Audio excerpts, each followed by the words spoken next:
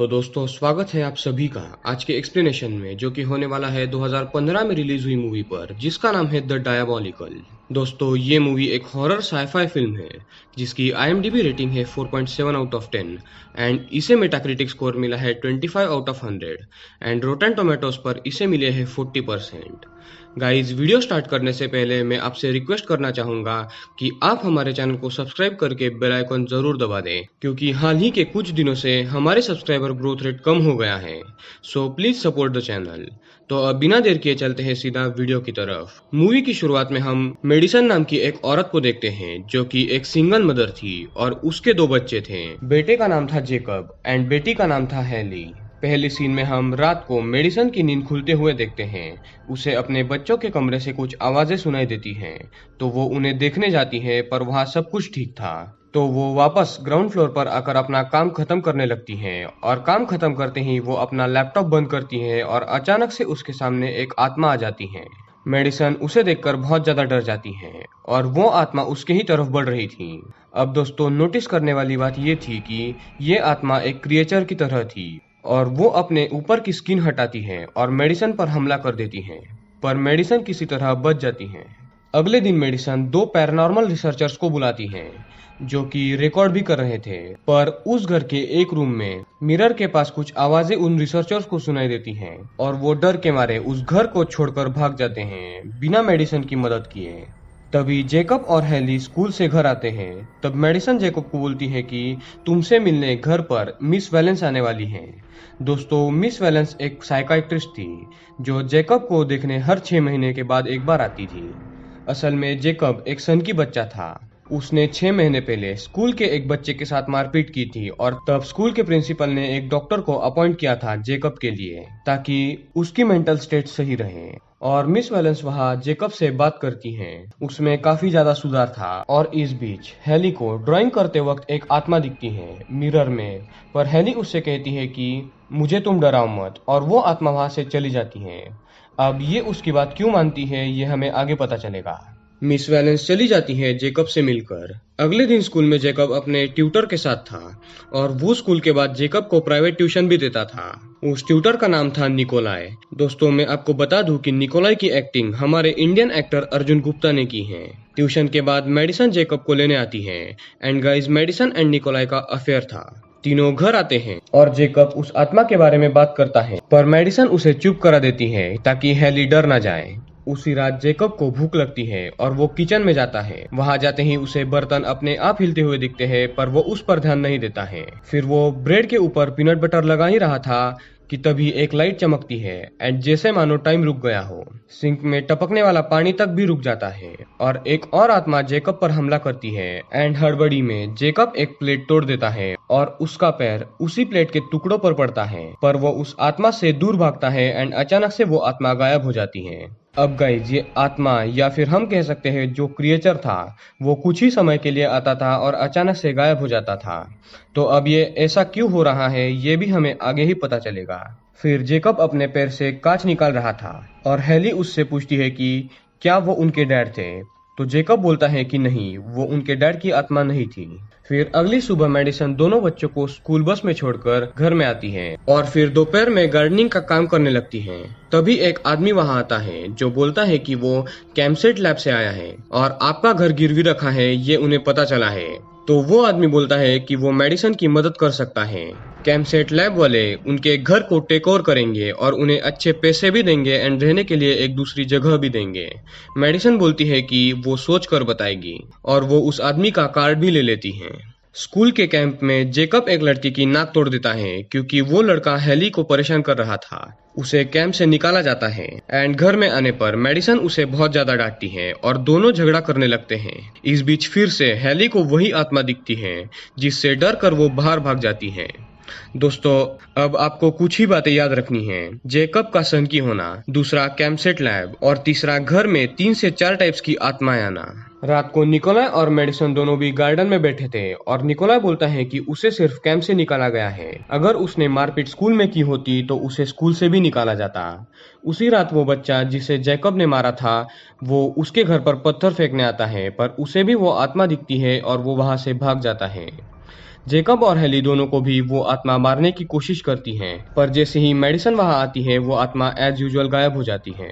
अब medicine Nikolai के घर पर जाने का सोचती है एंड जैसे ही जेकब बाहर जाता है वो बेहोश हो जाता है। हेली के चिल्लाने की आवाज सुनकर मेडिसन बाहर आती है और जेकब को उठाती है तो जेकब की पूरी बॉडी सूखने लगती है और उसके मुंह पर झुर्रियां पड़ती है। एंड ठीक वैसे ही हेली के साथ भी होता है और जैसे ही मेडिसन उन्हें घर में ले आती है दोनों बच्चे अचानक से ठीक हो जाते हैं। अगले दिन मेडिसन नेट पर उस एलर्जिक रिएक्शन के बारे में सर्च करती है जिससे घर से निकलते ही बॉडी सूखने लगे। तो वैसे सिर्फ एक ही केस मेडिसन को मिलती है। वो केस एक आदमी की थी। वो आदमी एक डॉक्टर था एंड एक प्रोटॉन एक्सेलरेटर की वजह से उस आदमी के साथ ऐसा हुआ था। दूसरे डॉक्टर्स भी उसके सिम्टम्स भाप नहीं पाए थे। उस डॉक्टर का नाम था गर्बर और जब लैब के एक्सपेरिमेंट कुछ दिनों के लिए रोके गए तो वो डॉक्टर ठीक हो गया। और गाइज वो लैब थी कैम्पसेट लैब। पर गाइज वो केस एक लैब एक्सपेरिमेंट की थी, बट जेकब और हेली दोनों को क्या हुआ था इसका पता हमें नहीं चलता है। इतना सब मेडिसन पढ़ ही रही थी कि घर में कैम्पसेट लैब का बंदा वापस आता है जो फिर से मेडिसन को याद दिलाता है कि उसका घर गिरवी है और कैम्पसेट लैब वाले उसका घर टेक ओवर करना चाहते हैं। पर इस बार भी मेडिसन बोलती है कि वो सोचकर तुम्हें बताएगी। जब वो घर में जाती है उससे मिलने निकोलाई आ जाता है। मेडिसन उससे भी ब्रेकअप करती है क्योंकि वो घर में हो रहे चीजों से बहुत ज्यादा डिस्टर्ब थी।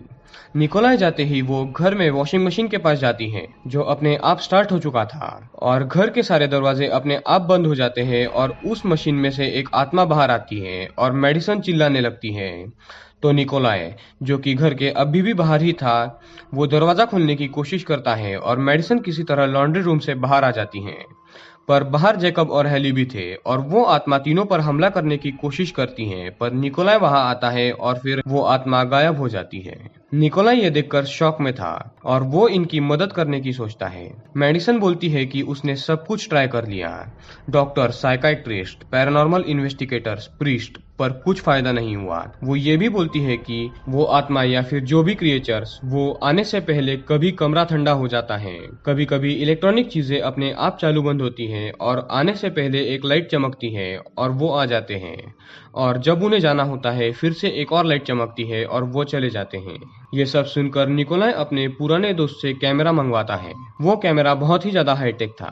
अब दोस्तों मैं आपको बता दूं कि निकोलाई भी कैम्पसेट लैब में पहले काम करता था, पर उसने वो लैब छोड़ दी थी एंड जब वो वहाँ काम कर रहा था उसने तब उस समय यानी कुछ साल पहले एक प्रोजेक्ट स्टार्ट किया था जिसका नाम था प्रोजेक्ट इको। और निकोलाई का दोस्त बोलता है कि हम अब भी उस प्रोजेक्ट पर काम कर रहे हैं। निकोलाई वो सारे इक्विपमेंट्स मेडिसन के घर लाता है एंड उसमें 2 कैमरास ऐसे थे जो 10,000 फ्रेम्स पर सेकंड कैप्चर करते थे, तो वो उन कैमरास को लगा देता है और रात में वो चारों यानी कि मेडिसन, निकोलाई, जेकब और हेली गेम्स खेल रहे थे कि तभी डाइस अपने आप हवा में उड़ने लगता है, इलेक्ट्रॉनिक चीजें अपने आप चालू बंद होने लगती हैं और वो क्रिएचर या फिर वो आत्मा अपने आप अपीयर होने लगती है। उसे देखकर चारों ऊपर भागने लगते हैं एंड वो आत्मा उनका पीछा करती है। एंड गाइस वो आत्मा कभी गायब होती थी और कभी वापस उनके पीछे पड़ रही थी। वो चारों एक कमरे में जाते हैं एंड दरवाजा बंद करते वक्त उस क्रिएचर का या उस आत्मा जो भी थी उसका हाथ उस डोर में फंस जाता है और उसकी उंगलियां टूट जाती हैं और वो क्रिएचर या फिर वो आत्मा वापस से गायब हो जाती है। अगले दिन सुबह निकोलाई उन उंगलियों को कलेक्ट करता है और बोलता है कि ये आत्मा तो बिल्कुल भी नहीं थी, क्योंकि अगर वो आत्मा होती तो उसे चोट नहीं लगती। फिर मेडिसन उन कैमरा रिकॉर्डिंग को चेक करती है जिसमें वो आदमी या क्रिएचर रिकॉर्ड हुआ था एंड गाइस उसके टी शर्ट पर जूम करके देखने पर कैम्पसेट लैब्स लिखा हुआ था एंड एक कोड भी उसके ऊपर लिखा हुआ था। मेडिसन को वो आदमी याद आ जाता है जिसने उसे काट दिया था। फिर वो इंटरनेट पर कैम्पसेट प्रोजेक्ट इको सर्च करती है एंड मेडिसन को उसमें निकोलाई की भी एक फोटो दिखती है। उसमें ये भी लिखा था कि ये सारे साइंटिस्ट ह्यूमंस पर एक्सपेरिमेंट करते थे। और दोस्तों आपको याद होगा डॉक्टर गर्बर जो कि घर के बाहर जाने से उसकी स्किन सूख जाती थी एंड वही सेम सिम्टम जेकब और हेली को भी हुआ था। ये सारी चीजें उसी प्रोजेक्ट इको का काम था। ये सब जानकर मेडिसन निकोलाई को गुस्से में इसके बारे में पूछती है तो वो बोलता है कि हाँ वो वहां पहले काम करता था, पर वो सिर्फ कैदियों पर ही जो सरकार उन्हें प्रोवाइड करती थी उन पर ही एक्सपेरिमेंट करते थे। उस प्रोजेक्ट पर करीब 40 साल तक लगातार काम करने पर ही वो प्रोजेक्ट सफल हो सकता था और आज भी अभी भी उस पर काम ही चल रहा है। और मेन मोटो जो उस प्रोजेक्ट का था वो था टेलीपोर्टेशन, वो भी पास्ट या फिर फ्यूचर में। यानी कि गाइज उस घर में जो कोई भी आ जा रहा था वो 40 साल फ्यूचर से आ रहा था और वो प्रोजेक्ट एको का टेस्टिंग चल रहा था। वो सीरियल नंबर्स जो कि उन आदमियों के शर्ट पर थे, वो सर्च करने पर कैमसेट लैब की लोकेशन पॉप आउट हो रही थी। मेडिसन को लगता है कि कैमसेट लैब वाले उसके घर पर कब्जा करना चाहते हैं, पर ऐसा नहीं था। निकोलाई और मेडिसन डिसाइड करते हैं कि अब जब भी वो आदमी आएगा वो उसे मार देंगे और सब लोग घर में हथियार तैयार करते हैं। और निकोलाई घर की बाहर की एक वुडन स्टेप निकालकर नीचे जमीन में कांच लगाता है और उसके ऊपर एक कपड़ा डाल देता है। एंड गाइस जैसे ही वो आदमी वापस फ्यूचर से आता है, निकोलाई पहले उस पर हमला करने की कोशिश करता है, पर वो आदमी उसका गला पकड़ लेता है। पर पीछे से मेडिसन उसकी पीठ पर चाकू मारती है और निकोलाई और मेडिसन दोनों घर के बाहर छुप जाते हैं। और जैसे ही वो आदमी उनका पीछा करता है, दरवाजे पर एक तार लगी हुई थी जिससे उस आदमी का गला कट जाता है, पर उसकी मेन नस नहीं कटती है और वो आगे बढ़ता है और उसका पैर उस कपड़े पर पड़ता है और वो आदमी नीचे गिरता है और नीचे कांच लगाई हुई थी। पीछे से दोनों उस आदमी को बहुत मारते हैं और तभी घर में 2 पुलिस वाले भी आते हैं। मार खाने की वजह से वो आदमी बहुत ही ज्यादा गुस्सा हो चुका था और वो उन दोनों पुलिस वालों को मार देता है और निकोलाई को भी बेहोश कर देता है। फिर वो फ्यूचर से आया आदमी मेडिसन के भी पेट पर चाकू मारता है और उसे भी बेहोश कर देता है। थोड़ी देर में मेडिसन होश में आती है, तब तक वो फ्यूचर से आया हुआ आदमी जेकब के मुंह पर एक चाकू मारता है। And guys guess what, Jacob को गाल पर मारते ही उस आदमी के गाल पर भी एक मार्क पड़ जाता है। यानी गाइस वो आदमी कोई और नहीं, फ्यूचर से आया हुआ खुद जेकब ही था और ये सिर्फ मेडिसन को समझता है। निकोलाई होश में आते ही पुलिस के गन लेकर फ्यूचर से आए हुए जेकब को मार देता है। मेडिसन सब कुछ समझ चुकी थी। मेडिसन जेकब, हेली और निकोलाई को बोलती है कि मैं ये सब खत्म करके वापस लौटूंगी और वो फ्यूचर से आए जेकब के हाथ पर अपना सर रखती है और वो भी 40 साल बाद फ्यूचर में टेलीपोर्ट होती है, जहां पर जेकब को पकड़कर वापस से टेलीपोर्ट करने वाले थे। और 2 गार्ड्स बोलते हैं कि ये आदमी जो है वो 40 साल पहले यहाँ आया था, क्योंकि उसका कहना था कि उसके माँ को लैब वाले ले गए। वो पूरी लैब को आग लगाने वाला था गुस्से में और तभी उसे उन गार्ड्स ने पकड़ लिया और 40 सालों से इन लैब वालों ने इसे यहाँ पर पकड़ रखा है और इसे आज पहली बार टेलीपोर्ट किया जाएगा पास्ट में, यहाँ से 10 किलोमीटर दूर। और गार्ड ये भी बोलता है कि इससे पहले कई लोगों को टेलीपोर्ट किया गया था पर कोई फायदा नहीं हुआ और वो मारे गए, पर ये काफी स्ट्रांग है। मेडिसन ये सब सुन लेती है और सोचती है कि अगर मैं वापस नहीं गई तो जेकब जो अभी छोटा है वो इस कंपनी में आएगा मुझे ढूंढते हुए और मैं उसे न मिलने पर वो कंपनी को आग लगाने की कोशिश करेगा और ये लोग उसे पकड़ लेंगे और 40 साल तक इसके ऊपर एक्सपेरिमेंट करेंगे। उससे अच्छा तो वो वापस चली जाए। और वो फिर से जैकब के कंधे पर अपना सर रखकर टेलीपोर्ट होती है और वापस से पास्ट में आकर अपने छोटे बच्चे जेकब से मिलती है और मूवी यहाँ पर एंड होती है। अब गाइज आई नो कि आप यहाँ पर काफी कंफ्यूज हो रहे होंगे इस मूवी की एंडिंग को लेकर, तो मैं आपका थोड़ा कंफ्यूजन दूर कर देता हूँ। गाइस जैसा कि आपको पता है कि निकोलाई बोलता है कि प्रोजेक्ट एको पर 40 साल तक अगर लगातार काम किया जाए तो वो सफल होगा। और आपको याद होगा कि निकोलाई का दोस्त उसे बोलता है कि तुमने लैब जब छोड़ी थी तब से आज तक प्रोजेक्ट एको पर अभी भी काम चालू है। और गाइस यही काम लगातार 40 साल बाद भी चालू रहा और जेकब को उन्होंने फ्यूचर से पास्ट में भेजा और उससे पहले उन्होंने कई लोगों को भेजा था पर वो सफल नहीं हो पाए। और जो भी आदमी फ्यूचर से टेलीपोर्ट होता था वो बिल्कुल एक क्रिएचर के फॉर्म में होता था, ना कि अपने ओरिजिनल फॉर्म में।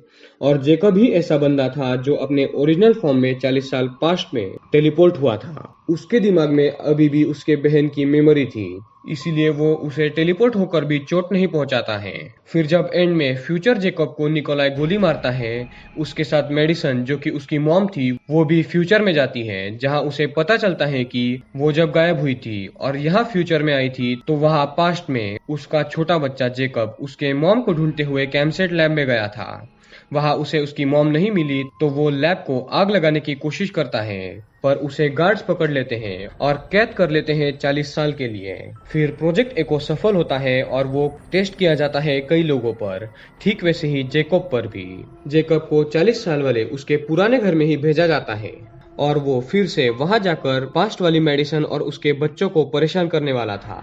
तो मेडिसन खुद को भी 40 साल पहले पास्ट में टेलीपोर्ट कर लेती है और अपने बेटे जेकोब से मिलती है, जो कि अब भी छोटा था। और उसे अपनी माँ मिलने पर वो ना तो लैब में जाता है और ना तो उस लैब को आग लगाने की कोशिश करता है और ना गार्ड उसे पकड़ लेते हैं, और ये टाइम लूप यहीं पर थम जाता है और मूवी यहाँ पर एंड होती है। तो दोस्तों, अगर आपको इसकी एंडिंग समझ में नहीं आई है तो मुझे कमेंट सेक्शन में ज़रूर बताएं। मैं अगली सेपरेट वीडियो इसकी एंडिंग पर बनाऊंगा। तो दोस्तों, ये थी द डायबॉलिकल मूवी की डिटेल एक्सप्लेनेशन। आई होप कि आपको ये पसंद आई होगी। तो वीडियो को लाइक करें और चैनल को सब्सक्राइब करके बेल आइकन जरूर दबा दें। तो मिलते हैं अगली वीडियो में।